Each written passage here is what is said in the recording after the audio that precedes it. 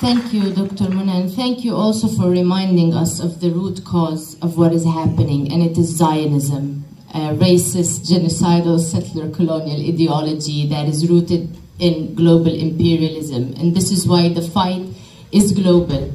This is why when we rid the world and when we resist Zionism, we are doing the world a very huge favor. And this is not only on Palestinians. Palestinians are leading, but this is a global fight, first and foremost.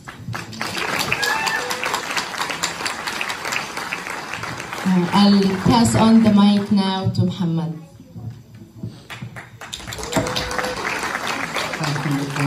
Thank you, Hala. Thank you, Dalul, for sharing earlier. I just think it's unbelievably brave, given what you've gone through. I understand that it helps to share and keep the memory of your mother and family alive, but I think also Allah sabrak.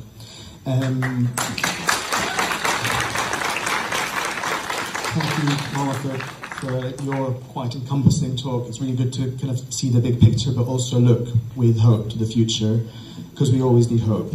I'm just going to share a quick anecdote before I start, because last night Dalul told me to go on to Twitter, which is a platform that I don't use that much, and he said, you'll make new connections, and one of the first things I saw was a Palestinian man in America.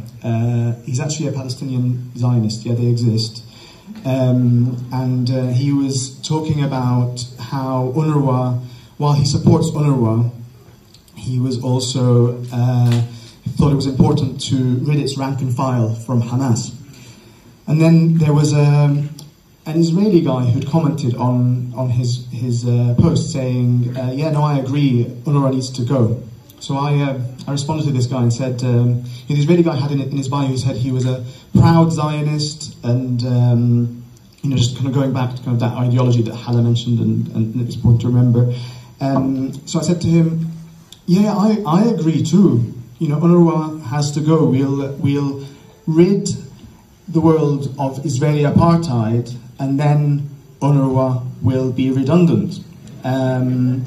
We disagreed in the end.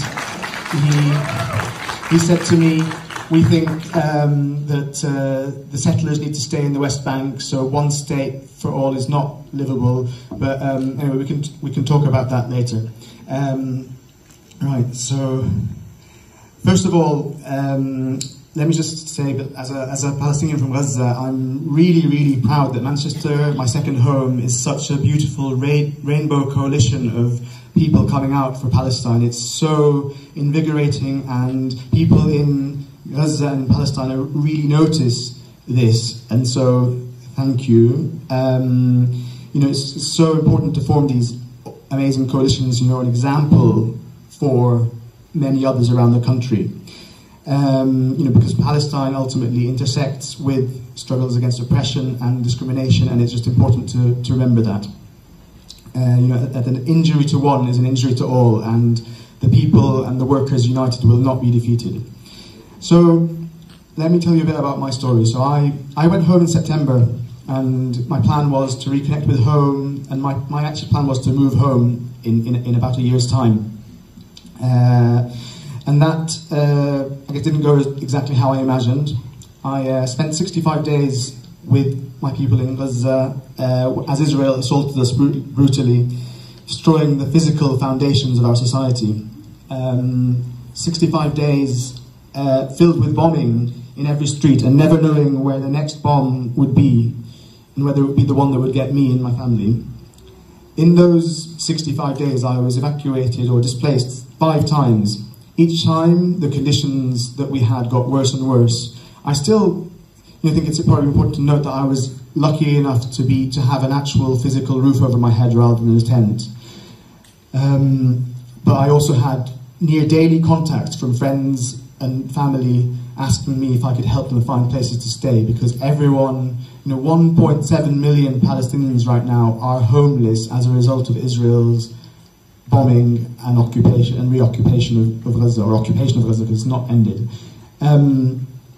65 days holding my breath about who would be the next friend or loved one to go.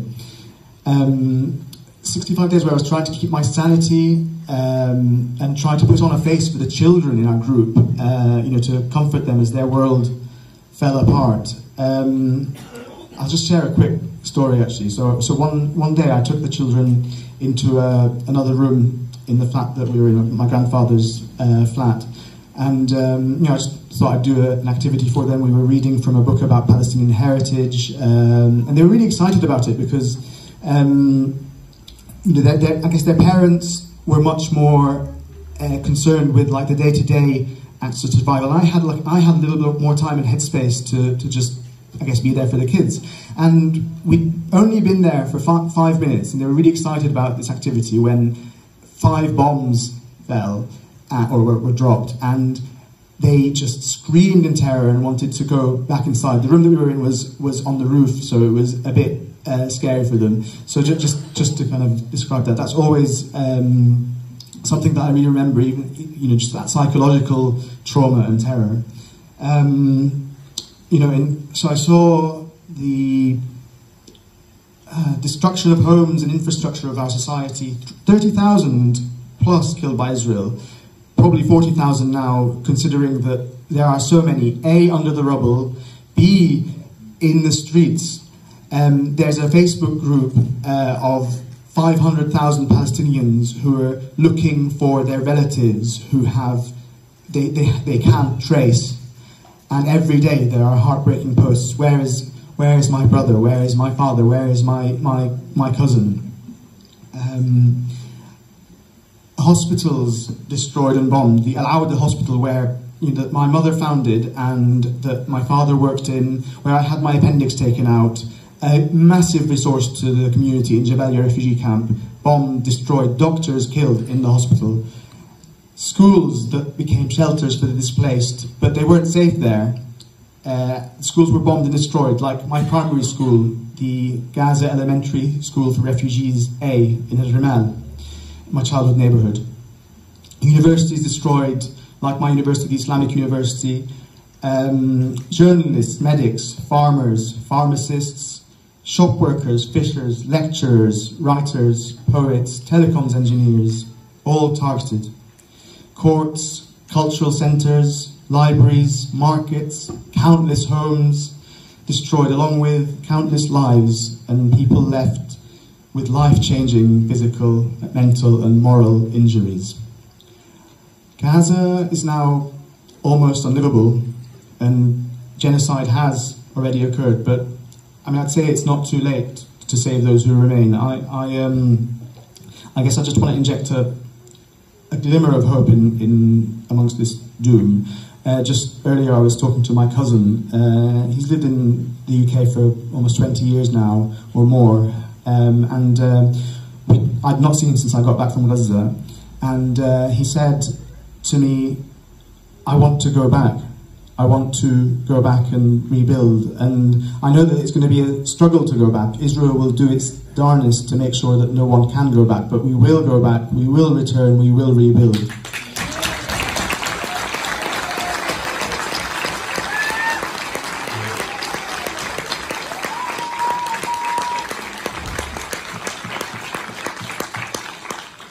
Thank you.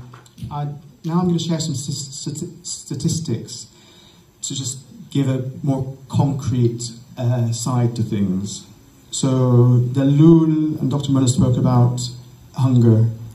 So the latest assessment by the UN Monitoring Agency for Hunger and Starvation, the IPC, showed that in December, over 90% of people in Gaza were suffering from acute food insecurity. That means starvation and famine.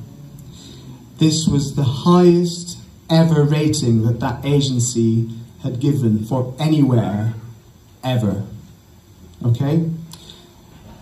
Record-breaking, and unfortunately the projection for January and February is 100% of people in Gaza suffering from acute food insecurity.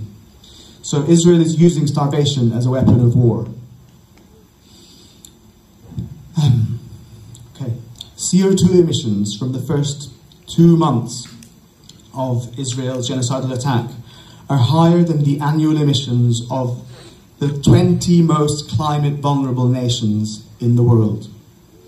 Now, if we consider the emissions embedded in the buildings that have been destroyed, the carbon that will be needed to rebuild Gaza, then the attack, Israel's attack against Gaza, is high, comes out as higher than the carbon emissions of New Zealand annually. The air in Gaza is thick with smoke from increased solid fuel use, from particulates from the buildings that Israel has destroyed. Those who survived the bombings are taking toxic exposures that will continue to affect them for the rest of their lives. So Palestine is a climate justice and environmental issue. An assessment in November of water supply showed that each person in Gaza has 3 litres per day available to them. So that's 6 of these small bottles. 6 of these small bottles, let that sink in, eh? The global minimum is 15 litres. And as with the food projection, this is now worse. So Israel is depriving Palestinians in Gaza as a weapon of war. Women and girls who can't find sanitary towels are using scraps from tent fabric during their periods and risking toxic shock, according to doctors. There's also been a 300% rise in miscarriages reported by health workers. So Palestine is a feminist issue. I'd also add, this is not a statistic, but rather an observation, that the same companies and corporations that supply Israel with weapons and weapons systems are the same companies that oppress and suppress populations, supply governments with the systems, weapons sometimes in the form of riot control gear to oppress and keep populations down. So Palestine is a civil and discrimination rights issue as well. Okay, so I'm now going to share some stories. It dawned on me that I'm now a genocide survivor, and with that comes the responsibility to advocate for my people in Gaza and relay their stories of resilience. So I'm going to dedicate the next part of my talk to sharing with you some testimonies that I gathered while I was in Gaza. I'm duty bound to ask, these people have really exhibited so much strength and resilience, but I am duty bound to ask, surely it's time for a full ceasefire. Surely it's enough, and they need peace, and why do they have to continue exhibiting this resilience and strength? So, the first story I'd like to share with you is the story of Zakaria and his family. Zakaria is a fisherman. He is the head of the Palestinian Fishers Syndicate. I met him 3 days before the attacks. He invited us all to a wonderful dinner of seafood at the Gaza port that's now been destroyed, along with all the equipment of people who fish in Gaza.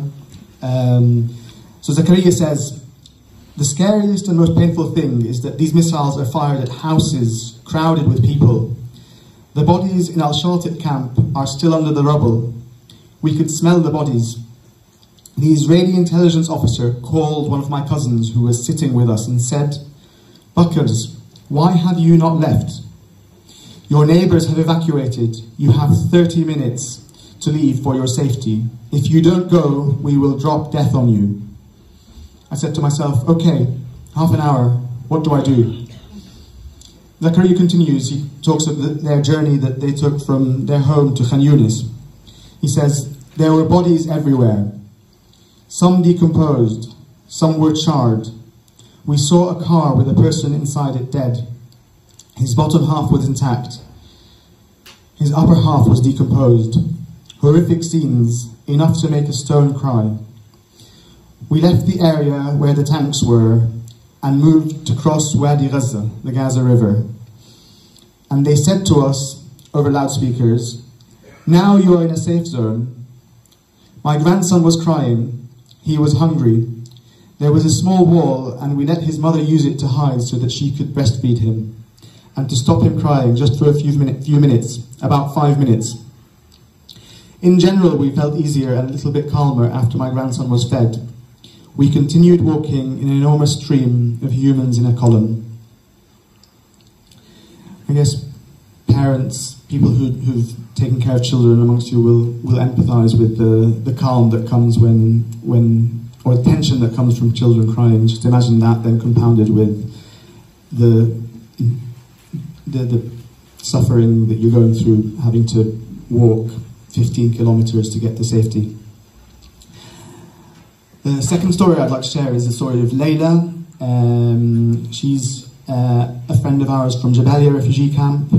She's a great community activist and someone who makes the best maftoul. It's like a Palestinian couscous. Really, really good stuff. Hopefully we'll share it one day. So Layla is still in Jabalia, and this is her story.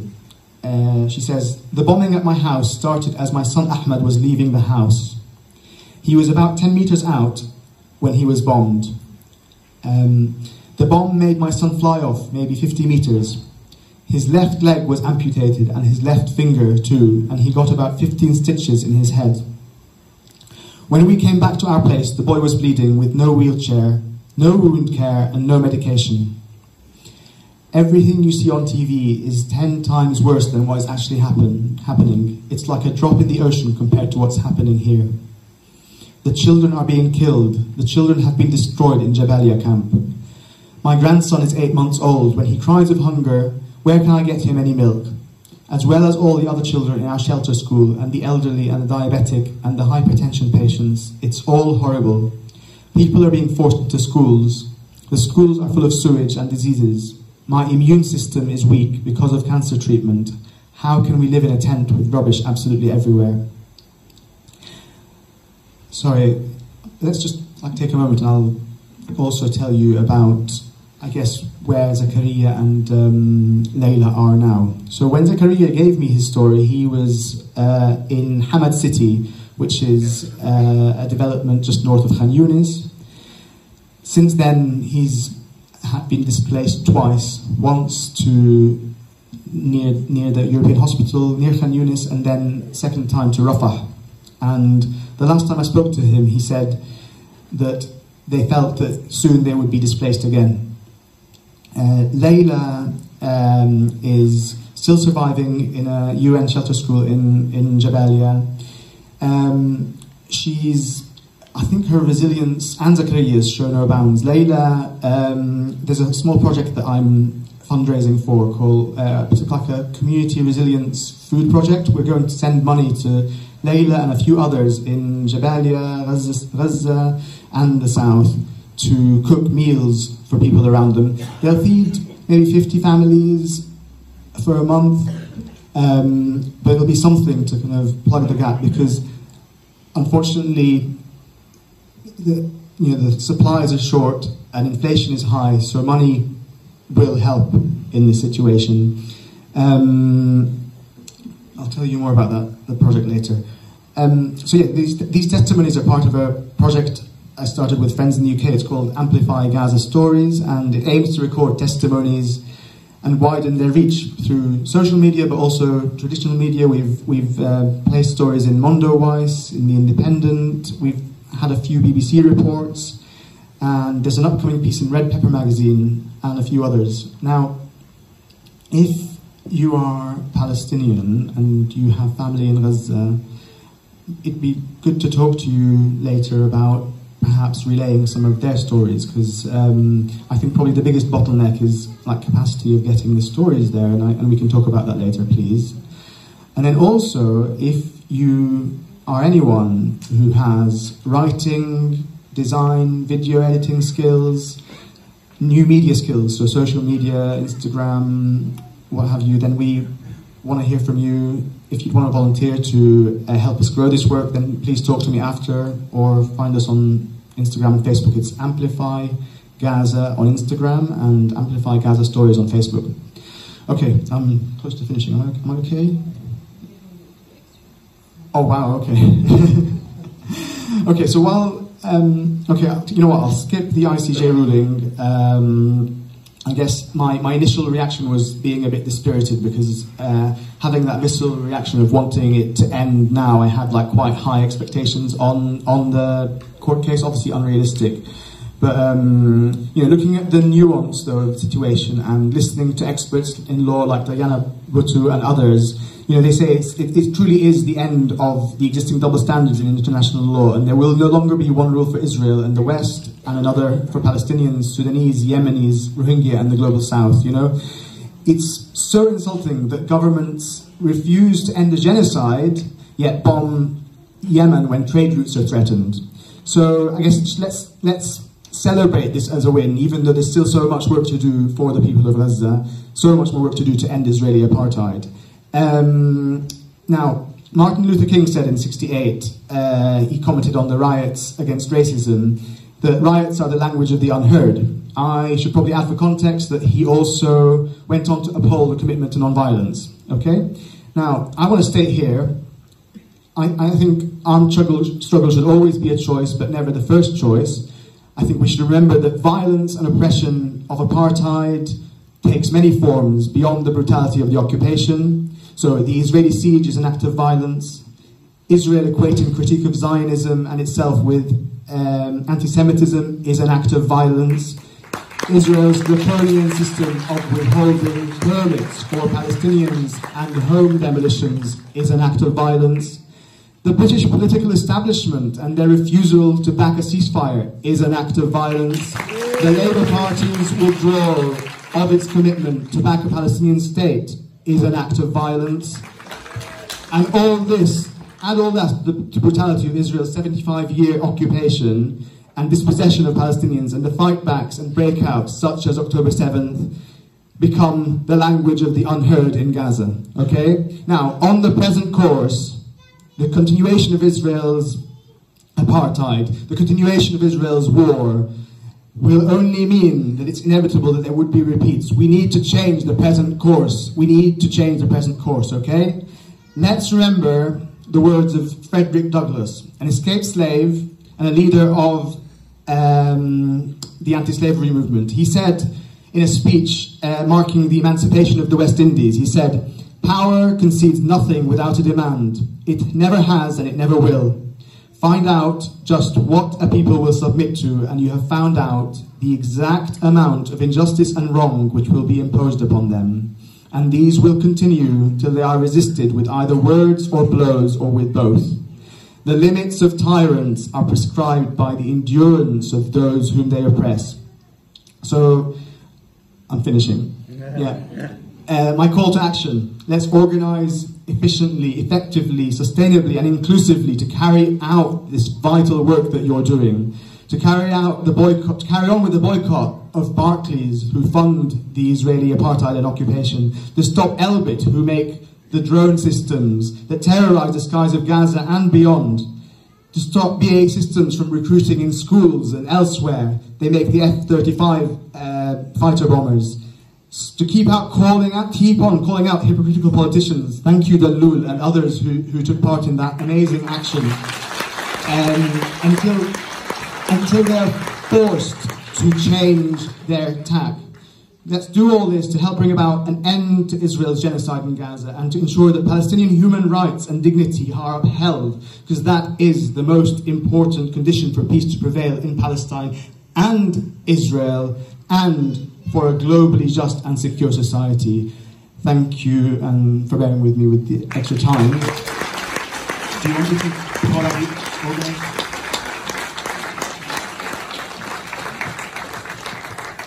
Thank you, Mohammed, and thank you to all of our speakers. Thank you for mentioning Dalul's video, because I want to ask you, Dalul, if you could put on the video from the Labour Party fundraising. I'm sure many of you have seen it. It went miles, as it should be, over 5 million views, and I think it shows quite well the situation here in Britain and the complicity of the Labour Party and others. And we also see, obviously, how the police and security are reacting there. So it shows everything. And thank you, Dalul, for having the power to do that amidst everything that you went through.